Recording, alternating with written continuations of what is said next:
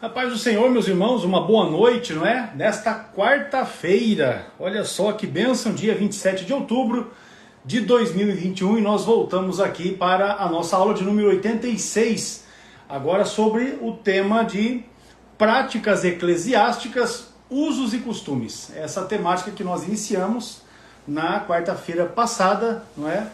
Na nossa aula de número 85, e estamos seguindo nela. Temos aqui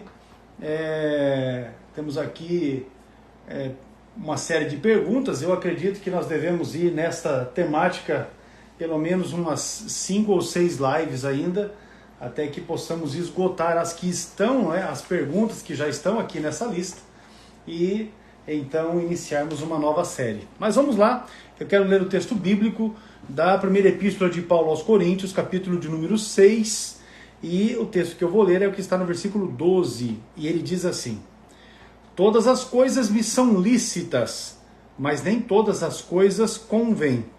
Todas as coisas me são lícitas, mas eu não me deixarei dominar por nenhuma. O apóstolo Paulo certamente escreve, neste teor para a igreja em Corinto, haja visto os enfrentamentos que haviam com a igreja, que precisava de uma orientação para que ela se colocasse de volta, no trilho, e pudesse caminhar e pudesse se desenvolver uma igreja saudável, uma igreja sadia, e que os seus membros fossem abençoados de fato, Então aqui ele lança a mão para dar essa orientação para o povo. Todas as coisas me são lícitas, mas nem todas convêm, e ainda que todas sejam lícitas, diz Paulo, eu não vou me deixar me dominar por elas, ou por nenhuma delas. Enfim, uma vida controlada pelo Espírito Santo nos ajuda, a vivermos de acordo com a vontade e com o plano do Senhor. E assim continuará sendo certamente a nossa expectativa em relação ao trabalho do Senhor. Vamos perseverar, servindo ao Senhor com alegria, e a bênção do Senhor certamente repousará sobre nós, sobre a nossa casa, e o nome do Senhor será exaltado. Deixa eu ajeitar aqui, meu pastor, porque na semana passada o negócio não prestou, entendeu? Deu um proágio. Agora ajeitou. Paz do Senhor, conte a bênção. Paz do Senhor, pastor Hércules. Tudo bem com o irmão? Rapaz, eu estava lendo um livro aqui, preparando uma aula, para a escola dominical. Ontem eu estava vendo lá a aula do... Tô lendo esse aqui de volta. Tô lendo esse aqui de volta. Mas será que tem algum proveito aí? Rapaz, sempre tem. Sempre acrescenta. Porque esse autor aí... Quem é esse autor aí na fila do pão, né? Então, rapaz, mas na fila do pão, depende do pão. Eu arrumei um pão hoje aqui. Pensa num pão maravilhoso. Eu dei uma chegadinha ali em Maringá junto com a irmã Eliane. Aí é bom, hein? Porque ela precisava fazer umas compras para um trabalho que ela está realizando. Inclusive, ela está lá, rapaz. Só nos cortes e recortes e tal. Enfim. E aí eu aproveitei e fui com ela lá, e nós compramos um pão especial. E na fila do pão estava eu. Pensa num pão. O povo tá rindo aí, ó. O fato é, pastor Círio, que eu acho assim, é importante, É importante a leitura, porque os temas que estão abordados, especialmente nesse livro, O Príncipe dos Pregadores, esse aqui, tem vários assuntos que nós vamos aproveitar, inclusive agora nesta lição que eu estou preparando, nós vamos lançar mão de algumas informações que estão aqui. Inclusive eu estava já aprontando os slides para que possa, inclusive, fazer referência ao conteúdo do livro, o que certamente vai ser edificante. O irmão sabe que esse livro aí, modéstia à parte, nós temos muitos livros sobre Paulo, Muitos. Eu mesmo tenho vários aqui em casa. Alguns em português, outros em espanhol, inglês. Tem muito livro mesmo. Muitos já escreveram sobre Paulo. Mas uma coisa interessante que a gente observa é que os autores não abordam os discursos de Paulo em Atos, especialmente aqueles que estão entre o capítulo 22 e o capítulo 28. O pessoal assim cita en passant. E esse livro aí, ele tem 7 capítulos, e cada capítulo aborda um discurso, né? Foi elaborado em torno de um... Claro, tem o contexto, né? Mas a ênfase principal de cada capítulo é um discurso de Paulo, porque tem 7 discursos de Paulo em Atos. Então, o que é interessante aí é que nós temos o pessoal fala muito hoje em dia de teologia paulina, né? Teologia paulina, e citando sempre as cartas de Paulo. E quando o pessoal cita Atos, o pessoal fala de teologia lucana.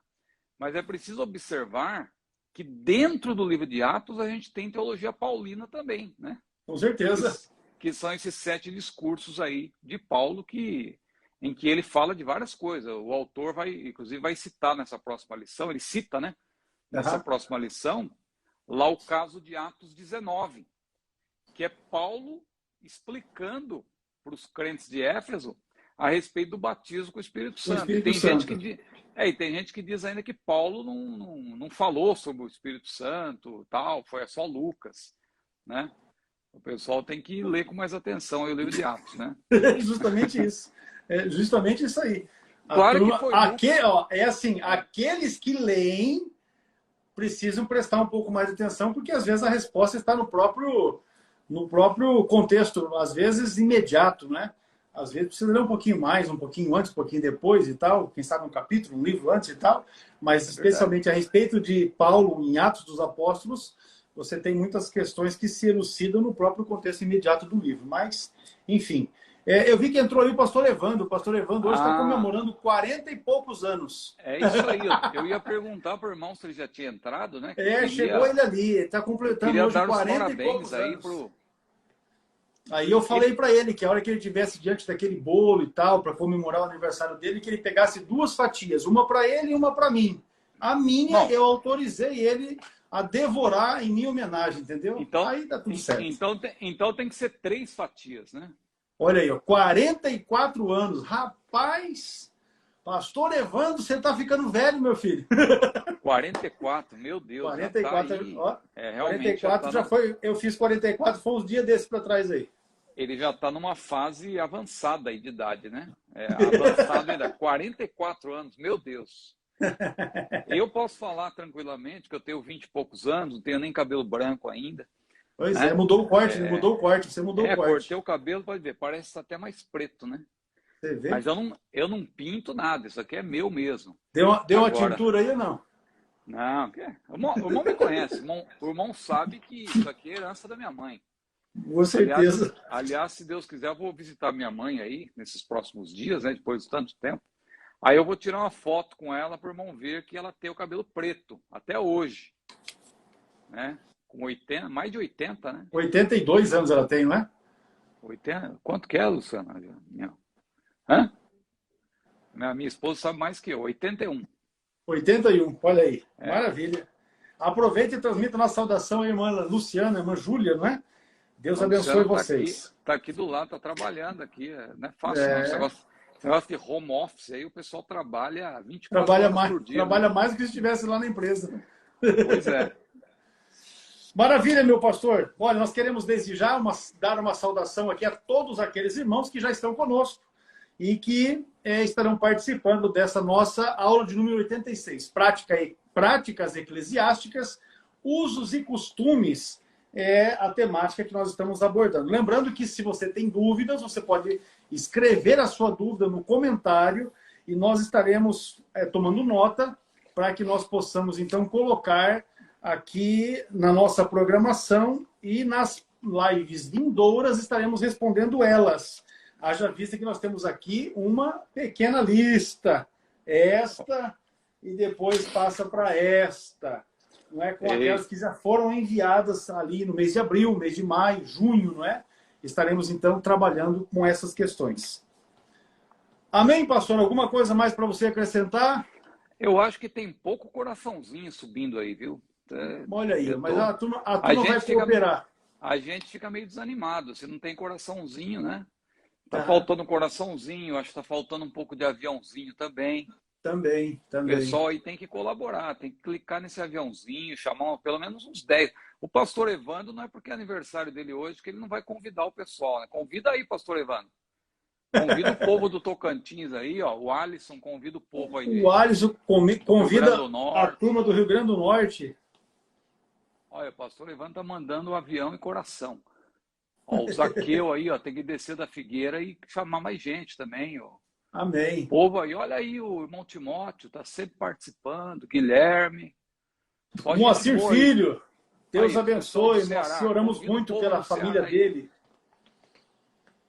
Pois bem, meu pastor, vamos dar início, porque nós temos aqui uma questão que é justamente a que foi enviado pelo nosso companheiro Filme Costa.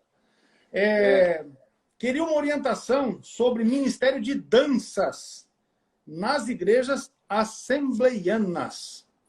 Eu estou descontraindo aqui porque as perguntas são pesadas, né? Então, rapaz do céu, eu ainda hoje conversei, hoje não, ontem, né? Ontem ainda eu estava conversando com o pastor Paulo Leocádio, que foi presidente da convenção de Minas Gerais, não é?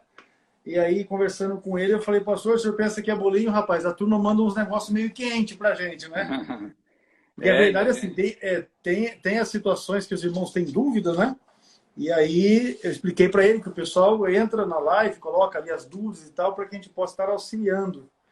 Aí ele falou, rapaz, eu vou ver se eu consigo chegar, mas nem que seja para perto do fim, porque eles tinham um compromisso e tal, para estar com a gente. O pastor Paulo Leocádio foi pastor, né, da Comadengue lá de Sim. Minas Gerais. Minas Gerais. Pois bem, vamos lá. Ministério de Dança na Assembleia de Deus. É uma coisa mais recente, né, na Assembleia de Deus, não é uma coisa tão histórica. Eu vou dar uma resposta aqui que, claro, pode não agradar as pessoas, algumas, né? Mas a nossa resposta aqui é baseada naquilo que nós sempre defendemos, né? A Assembleia de Deus é uma igreja que preza a sã doutrina e os bons costumes decorrentes dessa sã doutrina. Lembrando que sã doutrina, quando a gente fala, é Bíblia, tá? É a exposição da palavra, não é esse negócio que a gente, quando hoje em dia, tem igrejas que até evitam o termo doutrina. Ah, não vou falar doutrina porque o povo pensa que é esse negócio de usos e costumes e tal. Não, doutrina eu estou usando conforme o uso bíblico. Porque o termo doutrina no Novo Testamento, no singular, é a palavra de Deus, devidamente compendiada, não é? Sistematizada. Isso é doutrina, que também a Bíblia chama de sã doutrina, para dar uma ênfase. Mas o termo doutrina no singular no Novo Testamento sempre é uma referência à Bíblia, à palavra de Deus. Tanto que Paulo falou, quando vos ajuntais, cada um de vós tem salmo, tem doutrina no singular. Ele está falando da exposição da palavra, né? Da pregação bíblica, do ensino bíblico. Isso é doutrina. Mas vamos lá. Posso avançar? Pode prosseguir. Então, eu não vejo apoio bíblico nenhum para o ministério da dança na Bíblia, né? A Bíblia diz que há diversidade de ministérios, lá em 1 Coríntios 12, versículo 5. Só que tem que entender bem o que é isso. Diversidade de ministério não quer dizer que você pode inventar qualquer ministério e dizer que é ministério. Diversidade de ministério da parte do Espírito Santo. A diversidade de dons, a diversidade de operações, a diversidade de ministérios. Mas essa diversidade é dos ministérios que o Espírito Santo dá à igreja. Não sou eu que vou inventar, senão daqui a pouco tem o ministério de quê? Né? Vão inventar o ministério do fundo musical. Não, tem que ter o fundo musical, então tem que ter eu sou ministro de fundo musical. Ah, tem que ter o ministério do quê? O ministério da cantina. Não, eu cuido da cantina, que é o ministério da cantina. Não, não existe isso. Ministério é aquilo que o Espírito Santo da igreja. E eu não vejo na Bíblia base para o ministério da dança. Eu vou explicar por quê. Né? Vamos começar pelo Novo Testamento. Geralmente a gente começa pelo Antigo, eu vou mudar dessa vez, eu vou começar pelo Novo. Né? Não há no Novo Testamento base, a menos que a gente abrace a secularização do culto. Mas o culto não deve ser secularizado, o culto é sagrado. O culto não deve ser dessacralizado. É espiritual, muitas pessoas estão Dessacralizando o louvor, dessacralizando o culto. O culto em muitos lugares virou show. Tem de tudo no culto, menos louvor a Deus, menos adoração. Ah, irmão Ciro, mas é adoração extravagante. Não, adoração extravagante é outro caso de oxímoro. Eu tenho usado muito essa palavra, que na semana passada eu usei de novo. Oxímoro é contradição de termos, né? Graça irresistível. Não existe. A graça é para ser aceita. Se você não aceita, você resiste. Não existe graça irresistível. Bondade cruel. Não existe. A bondade é bondade. Adoração extravagante. Não combina. Ou é adoração ou é extravagante. Porque adoração na Bíblia sempre é prostração. Inclusive no céu. Você sabia? Até o diabo sabe que adoração é prostração. O que o diabo falou para Jesus? Tudo isso te darei se prostrado me adorares. Até o diabo sabe que adoração tem a ver com prostração. Mas tem crente dizendo, não, adoração extravagante, vamos dançar, não sei o quê. Nada disso. A Bíblia não dá a Bíblia não abona esse tipo de coisa, né? Então veja, Romanos 12, 1 e 2, diz que nós não devemos nos conformar com este mundo, mas muitos estão secularizando o culto. Quando a gente vê sobre o louvor no Novo Testamento, Romanos 15, versículo 11, fala do louvor a Deus. Hebreus 13, versículo 15. Tiago 5, versículo 13. Mas não tem menção nenhuma à dança. Aí João, lá na ilha de Patmos, ele recebeu uma revelação da parte de Deus. Deus permitiu que João contemplasse, por meio, claro, de uma apresentação mediante símbolos, uma apresentação pictórica, né? Que ali nós já explicamos nas lives escatológicas, que o que Deus revelou para João foi como se fosse uma peça. Porque às vezes alguém fica tentando, como que pode, Jesus está abrindo o selo e como que ele pode representar? Veja, uma coisa é Jesus de fato, outra coisa é a representação que Deus deu a João. Né? Quando fala do cordeiro, do leão, são representações. Jesus montado no cavalo branco. Tem cavalo no céu? Jesus vai voltar. Não é que tem cavalo no céu, é uma representação de que ele vai vir de maneira triunfal. Né? Então você tem que observar isso. Quando Deus revela para João como será o louvor e a adoração no céu, a gente pode até ler, pastor Ecos, alguns versículos aqui, por gentileza. Apocalipse capítulo 4. Veja aí, por gentileza, Apocalipse capítulo 4, versículos... acho que os dois últimos versículos do capítulo 4, por gentileza. Apocalipse capítulo 4, os versículos 10 e 11. 10 e 11. Os 24 anciãos prostravam-se diante do que estava assentado sobre o trono, adoravam o que vive para todo sempre e lançavam as suas coroas diante do trono, dizendo: digno és, Senhor, de receber glória e honra e poder, porque tu criaste todas as coisas e por tua vontade são e foram criadas.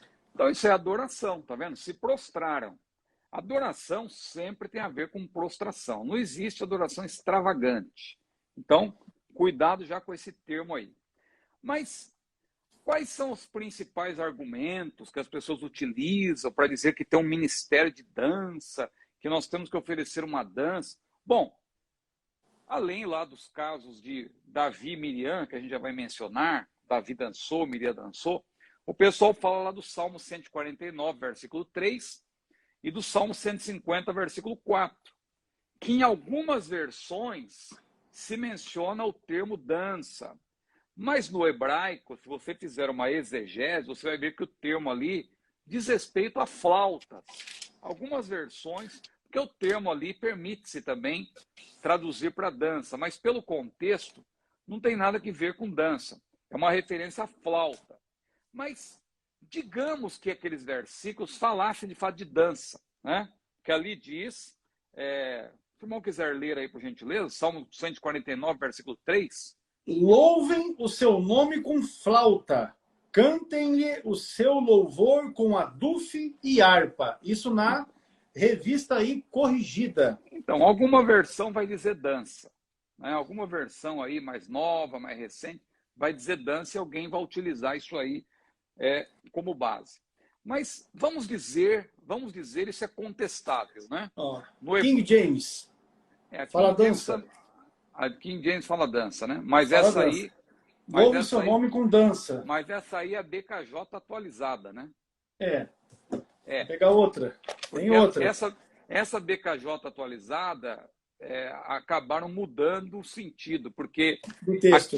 A King James Version, ela é uma versão muito próxima da corrigida. Ela diz flauta também.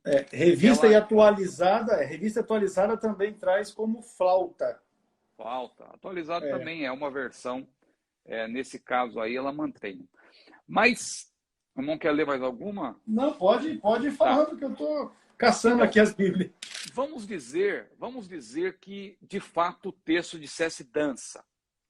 Mesmo assim, isso não é um aval para você empregar na igreja street dance, funk, hip hop, porque o pessoal entende o versículo assim: adorai a Deus com hip hop, adorai a Deus com street dance. Não é isso que a Bíblia diz. Você tem que entender o sentido de dança. Primeiro, não é para nós. A Bíblia se dirige a 3 povos: judeus, gentios e a igreja. Nem tudo que é para judeu é para a igreja.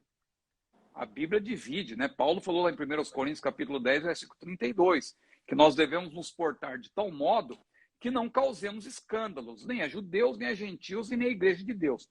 Claro que Deus derrubou a parede da salvação, e de judeus e gentios Deus fez um povo só.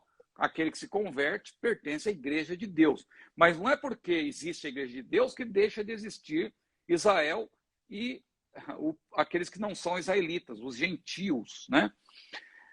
Então veja, algumas partes da Bíblia é só para judeu, é só para israelita. Não tem como você querer trazer para nós. Não, porque se você tomar isso literalmente, né? Se você continuar lendo, tem coisas lá que você vai ver. Adorar, para louvar a Deus com a espada na mão, e ali é literal, quer dizer que a gente vai ter um culto com a espada na mão, literalmente? Não. Ali era um contexto de guerra voltado para o povo israelita. Mas aí, para encurtar aqui o assunto, senão vai ficar muito longo. Irmão Ciro, Davi dançou, Miriam dançou, certo? Tudo bem, mas o que isso significa? Quer dizer que porque Davi dançou, eu vou criar o ministério da dança? Olha como você está dando um salto, né? Você está exagerando aí na sua interpretação. Não é porque Davi dançou, Miriam dançou, que eu vou colocar na igreja neotestamentária o ministério da dança. Até porque, se você tomar como base o próprio Davi, você vai ver que Davi vai contrariar o seu argumento. Em que sentido? Primeiro, Davi dançou, mas ele se valeu, claro, a pergunta que fica, ele se valeu das danças pagãs da época? Não. A dança na cultura israelita tinha a ver com alegria, com saltos. Ele mesmo, Salmo 9, versículo 2, ele disse: em ti me alegrarei, saltarei de prazer, cantarei louvores ao teu nome. Né? E Davi e também Miriam dançaram num momento de extrema alegria e numa circunstância em que ali era uma demonstração cívica. Cívica, não é? Por quê? Por que eu digo isso? Porque mais adiante, se você continuar lendo a Bíblia explica a própria Bíblia, Davi chamou Asaf, Gedutum, né? Emã, e disse para eles: pessoal, nós vamos organizar aqui o ministério do louvor nos tempos do Antigo Testamento. O ministério do louvor existe, tá? A gente está contestando aqui o ministério da dança. O ministério do louvor existe desde o Antigo Testamento. Agora, Davi foi então estabelecer o ministério do louvor. Davi, que muitos dizem, Davi dançou. Maravilha, Davi dançou, fora do templo, no momento de extrema alegria, numa demonstração cívica, ali na sua vitória, que Deus lhe deu, a volta da arca e tal, mas ele não dançou dentro do templo, ele dançou ali, ele extravasou de alegria naquele momento, mas aí vamos falar agora do que é sagrado, porque eles estão dessacralizando o louvor. Vamos falar do que é executado na presença de Deus e que tem que ter alguma formalidade. aceita o coração do jeito que você quiser. Não, nada disso. Não é isso que a Bíblia ensina. Com certeza. Então veja aqui, olha o que diz aqui, ó. Vamos ver. Vamos ler, por gentileza. Primeiro Crônicas, capítulo 25, versículos 1 a 7. Primeiro Crônicas 25, 1 a 7. Vamos lá. Eu estou com uma Bíblia Pentecostal nova aqui, e as folhas dela é fininha. Vamos lá. Mas Primeiro é bom, Crônicas... eu estou ouvindo aí o Aí tem Isso Primeiro é bom. Crônicas, hoje, capítulo hoje em dia o pessoal 25. usa tablet, né, celular. É bom ouvir o barulho das páginas da Bíblia. Eu gosto.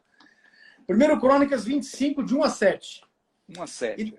E Davi, juntamente com os capitães do exército, separou para o ministério os filhos de Asaf e de Emã e de Jedutum para profetizarem com harpas e com alaúdes e com saltérios. E este foi o número dos homens aptos para a obra do seu ministério. Dos filhos de Asaf, Zacur e José e Netanias e Azarela, filho de Asaf, a cargo de Asaf, que profetizava debaixo da direção de Davi.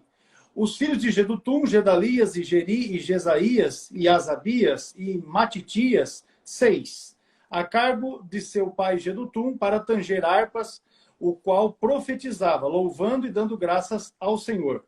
Dos filhos de Emã, Buquias e Matanias e Uziel e Sebuel e Jerimote e Ananias e Anani e Eliata e Gidaute e Romante, Ezer e Josbecasa e Malote e Otir e Maaziote.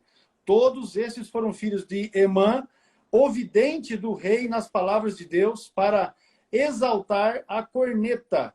Deus dera a Emã 14 filhos e 3 filhas. Todos esses estavam ao lado do seu pai, para o canto da casa do Senhor, com saltérios e alaúdes e harpas, para o ministério da casa de Deus, e ao lado do rei, Asaf e Jedutum e Emã. E era o número deles, juntamente com seus irmãos instruídos no canto do Senhor, todos eles mestres, 288. Muito bem. Tem alguma referência aí a dançarino? Tem alguma referência aí a coreógrafo? Não. E Davi conhecia a dança, porque ele dançou, né? Se ele dançou, ele sabia o que era dança. E por que ele não... Por que, já que a dança... Existe o Ministério da Dança? Por que Davi... Não, pessoal, agora eu vou fazer a coisa... Eu dancei, agora eu vou colocar aqui também a dança. Não. Ele chamou músicos e cantores. Músicos e cantores. Não tinha dançarino, não tinha coreógrafo. Então, esse argumento de que Davi dançou é inócuo, né? Não tem apoio. E o caso de Miriam também, ela dançou, ela saltitou no momento de alegria, mas isso aí não é base para você introduzir dentro da casa da igreja. Deus, porque senão, o que as pessoas têm em mente hoje em dia? Não, isso é cultural e tal, a igreja...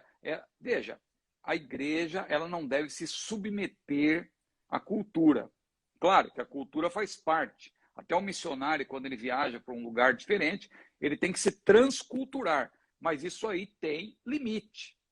Transculturar-se não quer dizer que você vai submeter o evangelho à cultura local. Senão o missionário chega num lugar lá, por exemplo, onde, por exemplo, a poligamia faz parte da cultura. Ele não vai aceitar isso. Da mesma forma, aqui no Brasil, as pessoas dizem, não, o brasileiro tem samba no pé e tal, e o funk, e não sei o quê, o passinho do abençoado, isso é cultural. Não, meu irmão. Aí o camarada entra no templo, ele é jogador de futebol, eu vou servir a Deus fazendo aqui umas embaixadinhas para Deus e tal, e começa a levantar bola e tocar. Veja, irmão, isso não é culto a Deus, isso aí é culto para agradar o ser humano. É o que está acontecendo. Aqui em Niterói mesmo tem uma igreja conhecida, não vou citar o nome, né? Conhecidíssima, que não faz mais culto de louvor a Deus, aquele culto, aquela solenidade, aquilo que é importante, que é sacro, né? Não, é culto à fantasia, o camarada vai com tapa-olho de pirata e não sei o quê. E agora, então, que tem o Dia das Bruxas, vamos fazer o Dia das Bruxas gospel, com certeza. Vai ter abóbora, vai ter tudo. Já vou inventar esse negócio. Não, que vai inventar. Já inventaram, pastor. Eu sei que o irmão fica distante disso aí para não se aborrecer, mas eu já tem tudo isso aí, lamentavelmente. Já tem Dia das Bruxas gospel. Eles dão até um nome. Eles falam que é Elohim. Né? Em vez de ser Halloween, é Elohim. Brinca ainda com o nome de Deus. Lá nos Estados Unidos, é o Jesus Win. Se bem que lá é até um negócio mais sério. Porque esse Jesus Win, lá tem sentido, porque tem a ver com a cultura americana, e lá eles utilizam o Jesus Win para evangelizar, né?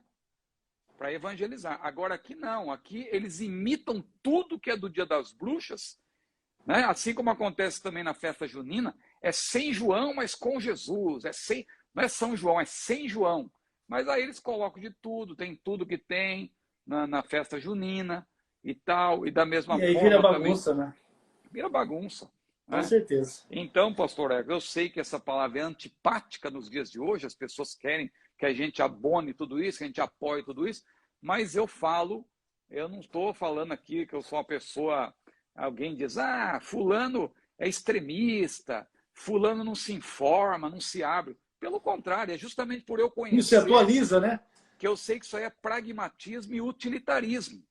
Com certeza. Eu vou indicar até um livro aqui, que eu já citei ele outro dia, que é um livro do J. Carson, que é a Igreja Emergente, que ele fala justamente dessa igreja a gosto do freguês.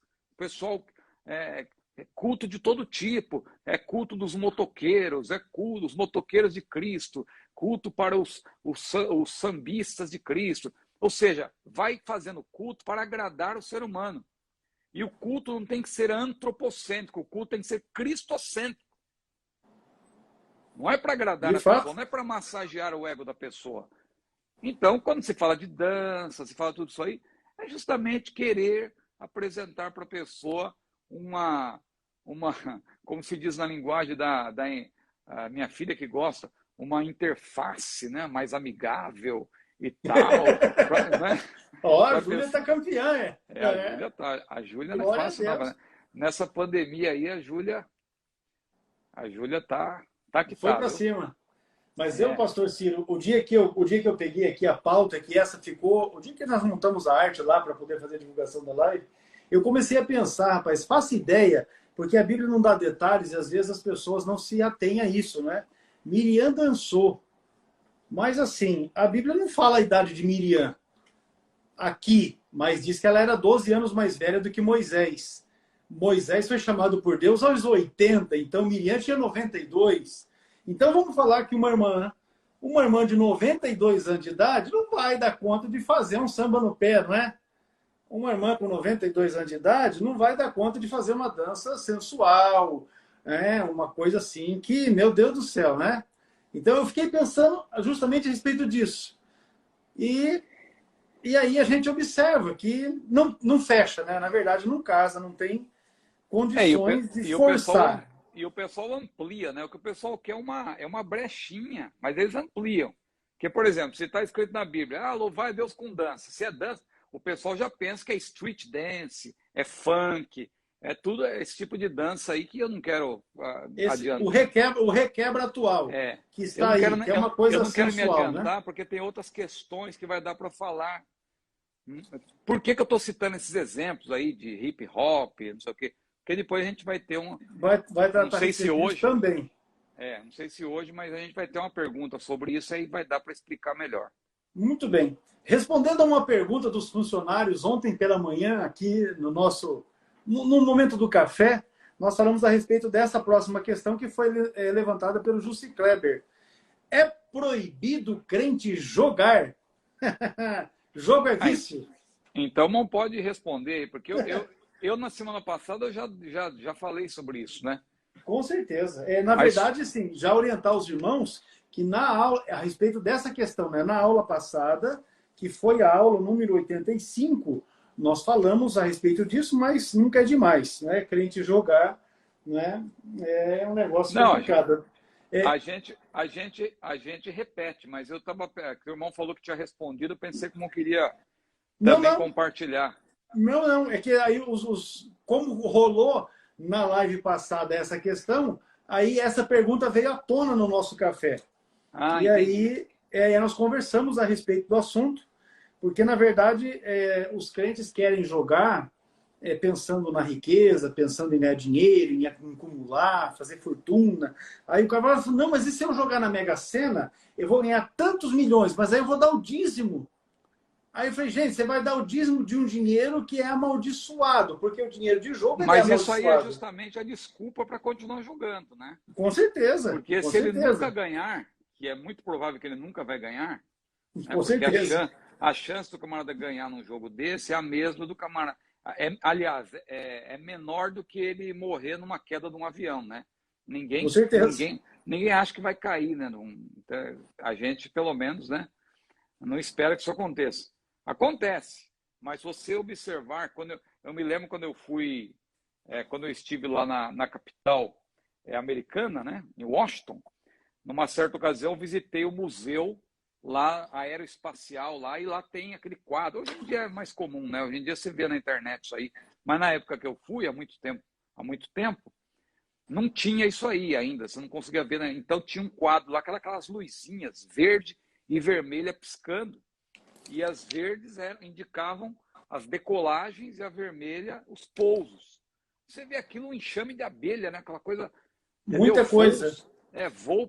Então, e quando cai um avião, chama atenção, porque morrem muitas pessoas, 200, cento e poucas pessoas, mas considerando que tem milhões de voos o ano todo, e por dia, na época, quando eu verifiquei, parece que eram 66 mil voos por dia. Então, veja que é muito difícil uma pessoa morrer num desastre aéreo. E dizem as estatísticas, eu vi uma certa ocasião, que você ganhar num jogo desse é mais difícil do que a pessoa morrer na queda de um avião. Então, quer dizer, é muito improvável. Mas o camarada fica usando essa desculpa, eu vou dar o dízimo para ele continuar jogando. Com certeza. Mas a nossa conversa aqui entre os irmãos, os funcionários, ela foi para o lado seguinte. O dinheiro do jogo é dinheiro de lavagem de dinheiro de crime. Então, gente que foi mandado matar, dinheiro que está ali, que vai para jogo, fruto de também, adultério, né? Fruto de adultério. Não é? Quantos casais que estão um mentindo para o seu cônjuge ali e estão envolvidos nesse negócio e juntam dinheiro do erro, dinheiro do engano, e isso tudo vai ali. Esse tipo de dinheiro, que é um dinheiro amaldiçoado, não é dinheiro para andar no bolso de crente. Não é? Eu replico aqui uma fala do nosso pastor, que é o pastor Daniel Ascioli, que é meu sogro também. Ele diz assim, o dinheiro de Deus está no bolso do crente. E o dinheiro de Deus que vem para o bolso do crente é um dinheiro abençoado. Ele não é fruto de qualquer tipo de relação que haja crime, que haja esse tipo de coisa que, meu Deus, chega a ser nojento um troço desse. E eu até mencionei para os irmãos na nossa conversa o texto de Paulo a Timóteo, capítulo 6, versículo 6. Eu pedi até para o Márcio que ele lesse o texto, né? E o texto de 1 Timóteo 6 diz assim, ó, 1 Timóteo 6 e 6, mas é grande ganho a piedade com contentamento, porque nada trouxemos para este mundo e manifesto é que nada poderemos levar dele. Tendo, porém, sustento e com que nos cobrirmos, estejamos com isso contente. Mas os que querem ser ricos caem em tentação e em laço e em muitas concupiscências loucas e nocivas que submergem os homens na perdição e na ruína, porque o amor do dinheiro é a raiz de toda espécie de males, e nesta cobiça alguns se desviaram da fé e se traspassaram a si mesmos com muitas dores. Mas tu, ó homem de Deus, diz Paulo para Timóteo, foge destas coisas, segue a justiça, a piedade, a fé, o amor, a paciência e a mansidão. Milita a boa milícia da fé. Paulo está orientando Timóteo, né, a respeito disso. Nós conversamos justamente a respeito disso aí. Esse tipo de dinheiro não é para estar no bolso de crente, ainda que tenha alguém que, porque está tomado por isso, já está, conforme diz o texto aqui, do versículo de número... versículo 9, ele já está preso nesse laço, não é? Ele já está preso nesse laço, então ele fala, não, mas se eu ganhar, eu vou dar dízimo. Como que o dízimo santificasse aquele dinheiro que ele ganhou de forma ilícita. Então, É a verdade é que o É, crente que anda por esse caminho, ele já está na sua consciência, ele já está tomado por um negócio completamente ruim. O amor ao é. dinheiro traz consigo muitos males. Pode falar. Esse texto aí, de certa maneira, também resume os princípios que eu citei na semana passada. Só repetir aqui rapidamente os princípios, porque esse assunto não é tratado na Bíblia por meio de mandamentos, né? Nem tudo na Bíblia é tratado por meio de mandamento, porque a Bíblia é, sobretudo, um livro de princípios. Princípios. O crente tem que sempre ter isso em mente. A Bíblia é um livro de princípios. Então, para falar de jogo, a gente tem que observar o seguinte: alguns pontos importantes que eu citei e vou repetir. Deus não é contra a riqueza, primeiro ponto. Porque às vezes alguém também, por essa questão, acaba exagerando na dose. A Claro. gente não defende a teologia da prosperidade, mas também não defende a teologia da miséria. Deus tem nos dado bênçãos também. A riqueza em si não é problema. A Bíblia não fala contra a riqueza. O irmão acabou de ler aí. O amor do dinheiro é a raiz de todos os males. Não é o dinheiro, é o amor do dinheiro. É pôr o coração no dinheiro. E isso é pecado. Então, um princípio inicial: Deus não é contra a riqueza. Segundo, Deus encoraja a tomada de posição de risco. Não é pecado arriscar. Jesus, quando ele conta aquela parábola dos talentos, ele diz lá que o homem deu 5 talentos para um, 2 para outro e 1 para outro. O que tinha um não quis arriscar, falou: não, só tem um, eu vou esconder isso, que eu vou enterrar, porque está garantido. O Com outro que tinha certeza. 2 falou: não, eu vou arriscar, vou investir aqui, ganhou mais 2, ficou com 4. O que tinha Dobrou o 5 capital. falou: o que tinha 5 não pensou: se eu perder um, meu patrão vai. Não, ele arriscou e dobrou, foi para 10. E o senhor dele, quando voltou e foi pedir conta, gostou, falou: parabéns, olha, servo bom e fiel, né? Entra no gosto do seu senhor. Para o que tinha 2 também. Agora, o que tinha 1, falou: servo mau e negligente, porque ele enterrou, ele não arriscou. Então, arriscar não tem problema. Você pode arriscar. Algumas coisas envolvem risco. O irmão que é um empreendedor sabe que às vezes precisa É a vida arriscar. inteira arriscando.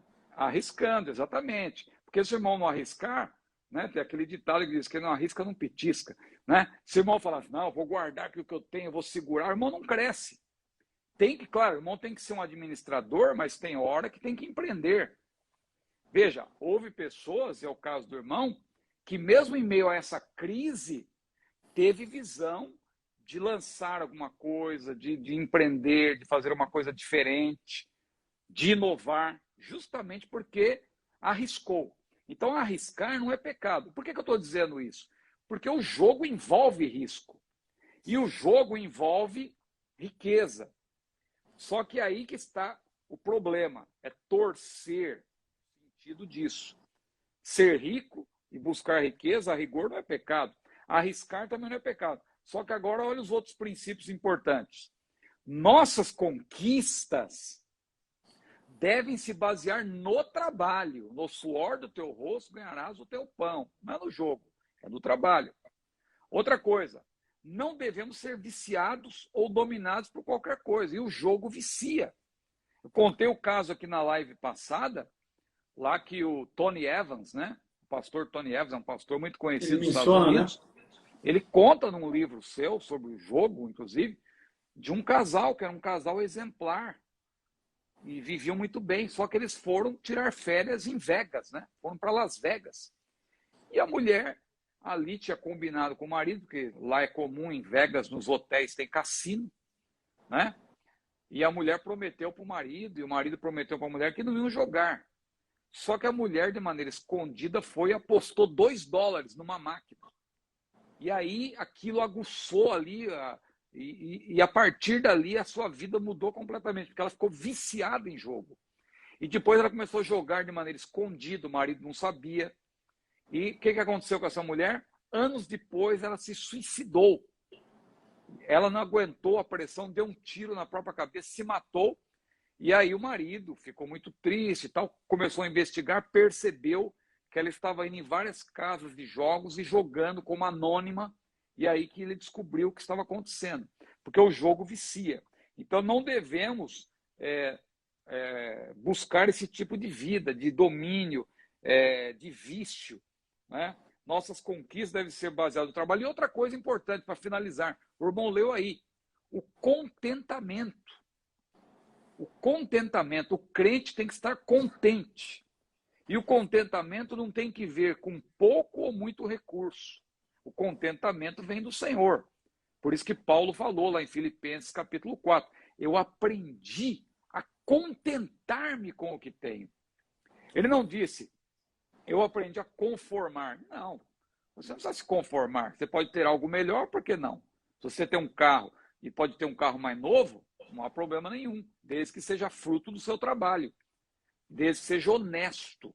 Né? O irmão citou 1 Timóteo 6, mas eu cito também 1 Timóteo 3:3, em que Paulo fala do perigo da torpe ganância. Porque a ganância em si, veja, na língua portuguesa, o termo ganância ele está carregado de sentido já negativo, ficou pejorativo o termo. Mas no espanhol, por exemplo, se você ler qualquer coisa, a própria Bíblia, você vai ler a palavra ganância, no sentido de ganhar apenas, ganhar, ganhar. Ganhar em si não tem problema. Por isso que Paulo adjetiva a ganância. Ele diz torpe ganância. Porque tem pessoas que ganham, mas ganham de maneira torpe, de maneira desonesta, enganando o próximo. E os enganadores andam de mal a pior, jogando. Jogo não é para crente. No suor do teu rosto ganharás o teu pão. A Bíblia é muito clara, não é, pastor Hércules? Amém. Seguimos então, meu pastor. Músicas antropocêntricas. É a questão próxima levantada aqui pelo irmão Domício Neto.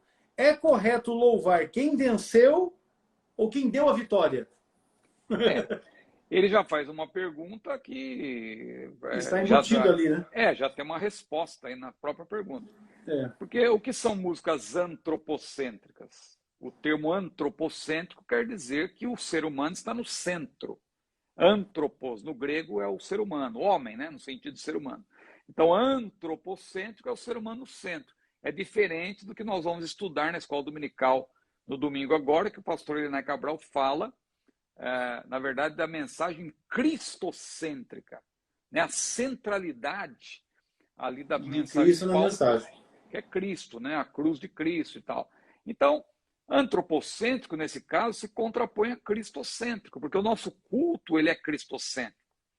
Ele tem que apontar para Jesus. Nossa pregação tem que apontar para Jesus. O louvor tem que apontar para Jesus. O culto tem que apontar para Jesus. É perigoso quando você começa a produzir um culto para agradar o ser humano. Claro, a igreja tem estratégias de evangelização. Isso aí, não estou falando contra isso. Paulo mesmo falou, fiz-me de tudo para todos, para por todos os meios chegar a salvar alguns. Então, há estratégias lícitas com certeza de pregação, de evangelização. Mas não quer dizer que você vai fazer tudo para agradar as pessoas. Então, respondendo aqui objetivamente, músicas antropocêntricas não servem para o louvor do Senhor. Por quê?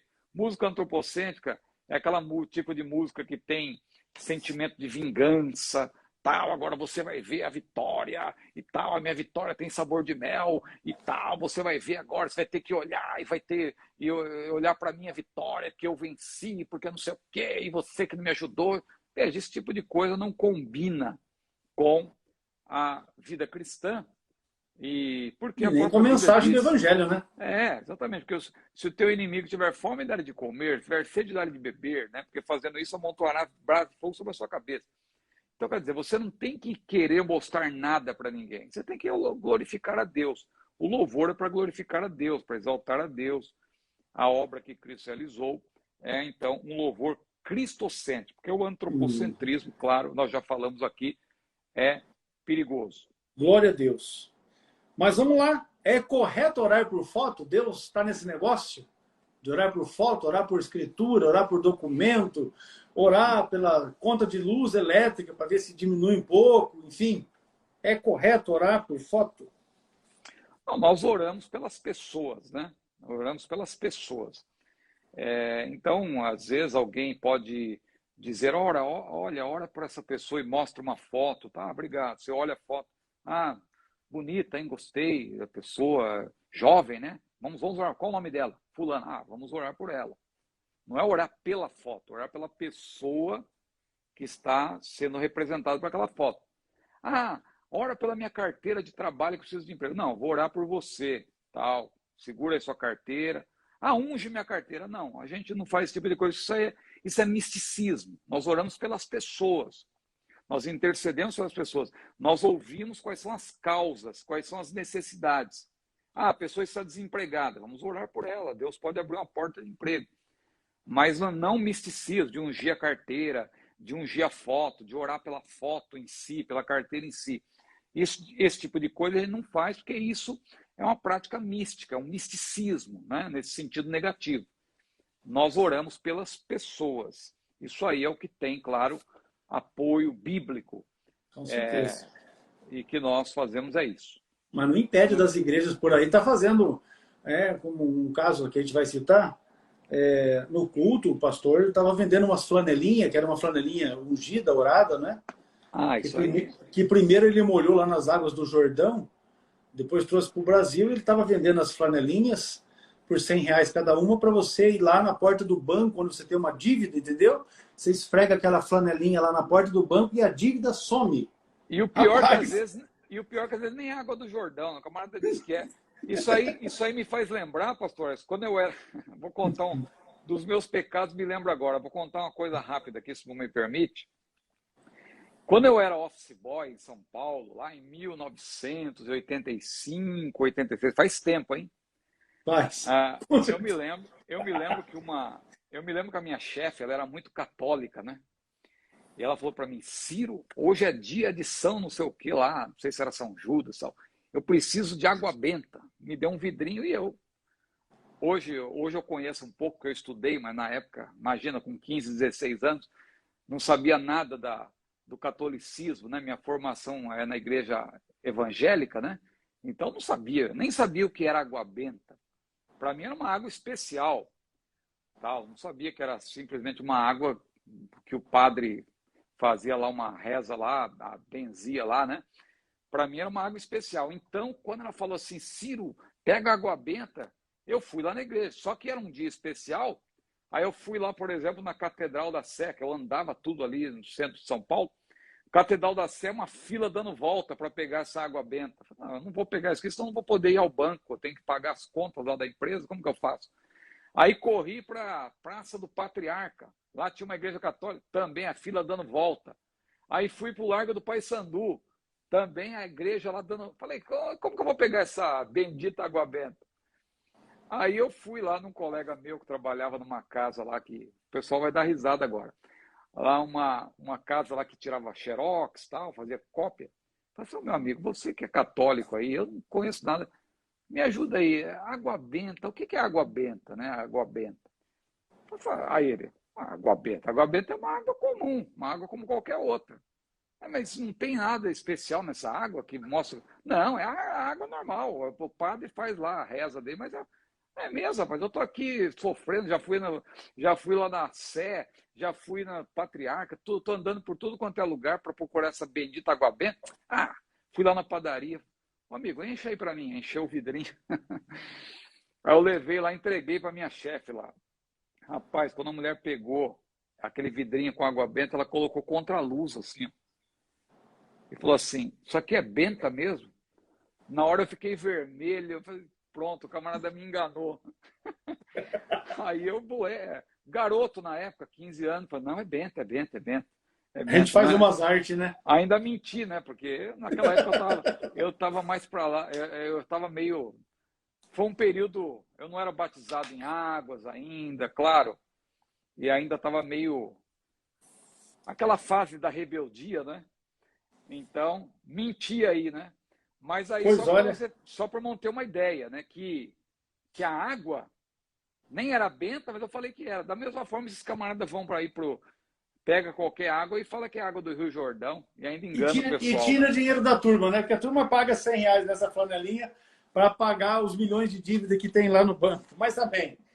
Seguimos aqui então, meu pastor. A pergunta que segue, na verdade, já está embutida nas respostas anteriores a respeito de rifa e de Mega Sena, que nós já falamos. O crente, ele trabalha porque do suor do seu trabalho ele vai comer. E Deus vai abençoar aquele que é fiel. Aquele que é fiel vai ter a bênção de Deus na sua vida. não é? E não vai precisar desse negócio amuletos, no caso aqui é de muletas, né? Para conseguir o seu sustento. Agora, essa aqui, ela diz assim, ó, as convenções consagram pastores para liderarem as igrejas e as ovelhas têm sofrido. Quais os critérios as convenções usam para a consagração? Ou é apenas pela amizade? Bom, a rigor aí primeiro, é importante dizer que as convenções não consagram, né? São os ministérios locais que consagram e tal. A convenção apenas filia os pastores que já são consagrados, os pastores, os ministros, na verdade, né? Eles são filiados à convenção. Aí você tem convenções estaduais, como por exemplo, aqui no Rio de Janeiro tem a SEADER, em São Paulo tem a Confradesp, aqui no Rio tem mais, né? Aí no Paraná qual é mesmo? Tem 7 aqui, é CIADEP. CIEADEP. CIADEP, a qual o irmão faz parte, né? E nós temos a Convenção Geral, que congrega os ministros de todo o Brasil. Então tem a Convenção Geral e tem as convenções estaduais ou regionais e tal, que reconhece os ministros que, claro, eles são ministros pelo seu ministério. Não confunda ministério com convenção. Às vezes, em alguns casos, se fundem, né? Mas, por definição, são coisas distintas. A convenção e o ministério, né? Por exemplo, Ministério do Belém, em São Paulo, que na verdade o nome correto é Ministério de São Paulo, né? Que a gente chama Ministério do Belém. Ministério de São Paulo. E aí tem a Confradesp. Só que a Confradesp não é só a Igreja do Belém em São Paulo, são várias igrejas aí do estado, todo, de São Paulo. Né? Então, há uma diferença. Agora, os critérios. É a nossa irmã, né, que perguntou? Santos 2020. É um irmão, né? Então, ele faz aí uma crítica, né? Que as convenções consagram pastores e tal, é por amizade. Não. Aí seria tomar a parte pelo todo. Claro que pode haver aí desvios, mas a gente aqui parte sempre do que é ideal e do que é correto. E a gente tem bons exemplos. Se tem alguém que está dando mau exemplo, graças a Deus, o pastor Hércules, que viaja o Brasil todo, que conhece, sabe que há pastores sérios, tementes a Deus. Com certeza. E graças a Deus é a maioria. Né? Tem uma minoria que às vezes acaba às vezes vai para a internet, esse tipo de coisa, e alguém propaga, coloca aí nos holofotes, e aí alguém toma a parte pelo todo e diz, está vendo, está tudo assim mesmo, uma bagunça. Não, nada disso, tem critérios. Que critérios são esses? Primeiro, falando aqui de maneira geral, os candidatos devem ser consagrados seguindo os requisitos bíblicos. E quais são os requisitos bíblicos? Primeiro, a gente toma como base Atos capítulo 6, versículo 3. Quando foram ali separados aqueles homens de Deus, que a gente diz que são diáconos, mas ali ainda não havia o diaconato. O termo diácono vai surgir depois. Paulo que utiliza. Mas ali ainda, claro, a gente entende que a origem do diaconato está ali, mas aqueles homens, eles eram homens que não eram simplesmente homens que lidavam com o trabalho material. Tanto que Estevão se notabiliza como pregador, e o maior sermão em Atos é justamente do diácono Estevão, o diácono apologista. Filipe, que também era diácono, se torna um diácono evangelista. Né? Então, eram homens da palavra também. E ali, quando eles foram separados e consagrados, diz a Bíblia que eles eram homens primeiro, antes de tudo, homens de boa reputação. Interessante que a boa reputação vem antes de ser cheio do Espírito. Eles eram cheios do Espírito, mas o que primeiro se menciona é homens de boa reputação, cheios do Espírito Santo e de sabedoria, os quais constituamos sobre esse importante negócio. Então, ali, nós tomamos como base isso aí. E cheio do Espírito Santo ali, você sabe que é ser batizado no Espírito Santo. O termo cheio do Espírito Santo, no Novo Testamento, em Atos, né? É só Lucas que utiliza. O termo cheio do Espírito Santo, ele é polissêmico. Nesse caso de Atos 6 e 3, é uma referência clara ao batismo no Espírito Santo. Então, aqueles homens eram batizados no Espírito Santo. 1 Timóteo 3, 1 a 7 também tem vários critérios. Vários critérios. Tem que ser irrepreensível, marido de uma só mulher, não dado a muito vinho, etc., honesto e tal. Ali tem uma lista de qualidades que o ministro deve ter. E as convenções e os ministérios, né, sérios. Eu fui consagrado num ministério muito sério, o Ministério do Belém. Eu fui, por graça de Deus, indicado pelo pastor Maurilo Gonçalves de Freitas, de saudosa memória, partiu há poucos dias para a eternidade. Essa indicação foi confirmada pelo pastor Valdir Nunes Bícego, também de saudosa memória, e depois eu recebi a imposição de mãos do pastor José Wellington Bezerra da Costa, o nosso patriarca, que está com uma idade avançada, mas é o pastor ali no Belenzinho, e vários outros pastores. Então, quer dizer, e eu lembro que eu passei por todo esse critério, tal, eles antecedentes criminais. Exatamente, tinha que ter bom certidão negativa de SPC, bom, Serasa. Sim, tudo isso aí, tudo isso aí. Quando a gente fala de boa reputação, no Belém, inclusive, tem até a questão, na minha época não teve, mas depois começaram a utilizar, porque começou a aparecer problema, até mesmo atestado de sanidade mental estava sendo pedido, para você ver a seriedade, né? Então, agora, maus obreiros sempre existiram, e não é de hoje. É o que eu ia dizer, é o que eu ia dizer. Paulo falou, Demas me desamparou amando o presente século. Né? Demas, que aprendeu com Paulo, ainda acabou deserdando. Né? Então, maus obreiros... No momento da consagração, o indivíduo ele passou pelo filtro, não é? Mas se depois ele apostatou da fé, aí não é culpa daquele que o consagrou, daquele que o indicou para o ministério, né? Essa aqui é uma questão que deve se separar. Porque na pergunta do irmão aqui fica muito claro. Né? Ele diz, olha, as convenções consagram pastores para liderar as igrejas e as ovelhas têm sofrido. Certamente, quando a convenção consagrou, ela não tinha uma bola de cristal, né? Para saber que no futuro, quando aquele obreiro que estava sendo consagrado ali fosse trabalhar com a igreja, que ele levaria a igreja para um lado não muito bom. Esse é um aspecto que tem que deixar muito claro para todos, né? Eu vejo na pergunta do nosso irmão também um certo desabafo, tal, né? Porque ele fala assim, a igreja onde ele congrega deve estar enfrentando algum problema. Ou é apenas amizade, ele coloca aí. Veja, a chamada é algo da parte de Deus, né? Às vezes a pessoa fica meio decepcionada. Eu também tenho as minhas decepções, o irmão sabe disso. Que o irmão é uma pessoa que é uma pessoa a gente conversa a respeito disso. A gente tem algumas confidências, né, entre nós, né, que a gente não sai por aí falando. Mas, independentemente de tudo isso, eu sempre digo, a chamada de Deus é algo soberano, né? Deus, ele está acima de tudo. A pessoa pode estar lá no meio do mato. Se Deus tem uma obra na vida dessa pessoa, Deus vai buscá-la lá, no meio do mato, operando eu, quem impedirá. E o que Deus tem para nós é nosso. Ninguém vai tomar o que Deus nos deu. Então, às vezes a pessoa se baseia muito naquilo, fulano e tal, eu nunca vou receber uma oportunidade. Não, meu irmão, não pense dessa maneira. Pense que Deus está no controle de tudo e a chamada é um ato de Deus. Eu faço questão, inclusive, eu tenho como princípio, eu não movo eu não vou fazer nada, entendeu? Alguém diz, você tem que ir lá, fala com fulano, faz uma média, chega lá, aparece lá, vai lá, aparece lá, chega perto, faz uma média com fulano, que isso aí é bom.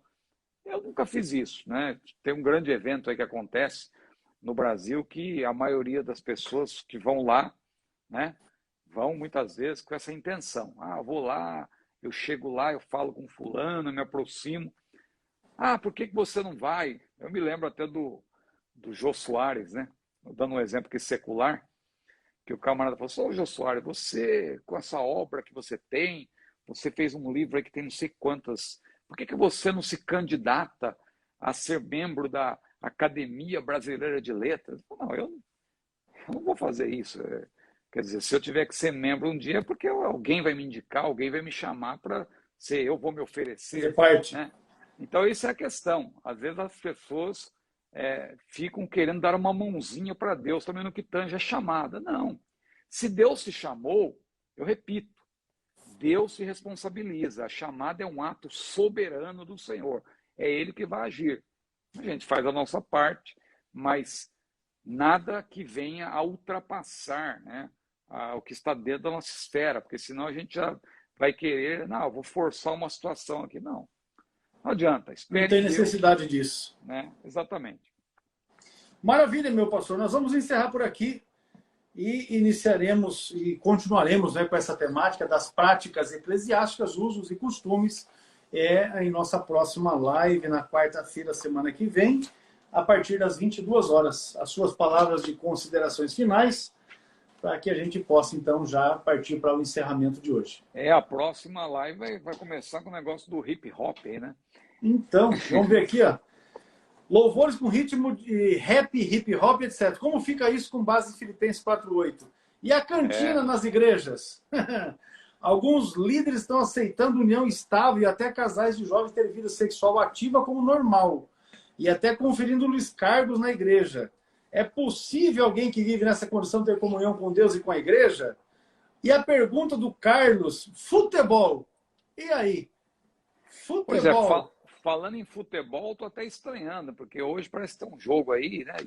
Não estou sabendo. Importante, e está meio silencioso aqui. Aqui no Rio. Eu não tenho acompanhado isso.